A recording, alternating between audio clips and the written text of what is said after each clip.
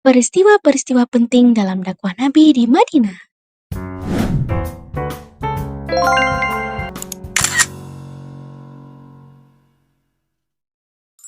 Jadi, apa saja ya peristiwa-peristiwa yang terjadi ketika Nabi berdakwah di Madinah? Yang pertama adalah Piagam Madinah. Piagam Madinah adalah konstitusi tertua di dunia. Piagam Madinah menandai berdirinya suatu daerah. Piagam Madinah terdiri dari 47 pasal.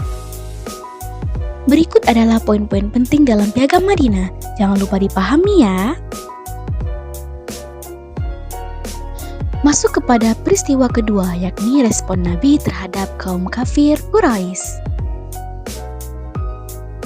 Selama berdakwah, Rasulullah tidak pernah memaksa hingga memerangi seseorang untuk memeluk agama Islam. Akan tetapi, ketika 2 tahun di Madinah, turunlah wahyu berperang yang terdapat dalam Quran Surat Al-Hajj ayat 39 hingga 40 dan perintah pelaksanaannya dalam Quran Surat Al-Baqarah ayat 190. Pertama, Perang Badar. Selamat menyaksikan. Allah barik lahuma, Allah adim hubbahuma, Allah salli wa sallim ala rasulillah, Allah tub alayna, Allah irda anna, Allah ihdi khutana ala sunnat nabina. Let's raise our hands and make dua like the Prophet taught us, and with one voice, let's all say,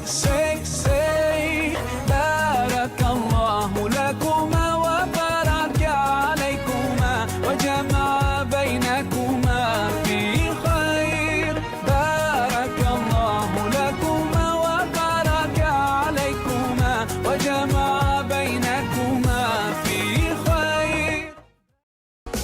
Dalam video tersebut tampak jelas bahwa Allah memberikan bantuan kepada umat mukmin. Dalam suatu kisah menjelaskan bahwa Allah menurunkan hujan yang begitu deras, di mana hujan tersebut menyulitkan lawan atau orang Quraisy dalam melaksanakan perang. Namun bagi umat mukmin, hujan tersebut memberikan kesegaran bagi mereka hingga dimudahkan melaksanakan perang dan dimenangkan oleh umat mukmin. Yang kedua, peristiwa Uhud. Check it out. Perang Uhud, salah satu perang paling berat dalam sejarah Islam. Tahun ketiga Hijriah, pasukan Quraisy datang dengan 3.000 orang untuk membalas kekalahan mereka di Perang Badar. Kaum muslimin hanya berjumlah 700 orang, dipimpin langsung oleh Rasulullah Shallallahu Alaihi Wasallam. Rasulullah Shallallahu Alaihi Wasallam menempatkan 50 pemanah di Bukit Uhud dengan pesan, "Jangan tinggalkan posisi kalian, apapun yang terjadi. Menang atau kalah, tetaplah di bukit." Awalnya pasukan muslim menang. Pasukan Quraisy lari kocar-kacir. Namun, sebagian pemanah turun dari bukit untuk mengambil harta rampasan perang. Inilah awal titik balik. Khalid bin Walid, yang saat itu masih musyrik, melihat bukit kosong dan memimpin pasukan berkuda menyerang dari belakang. Pasukan muslim terkepung. Keadaan pun berubah kacau. Rasulullah Shallallahu Alaihi Wasallam menjadi incaran.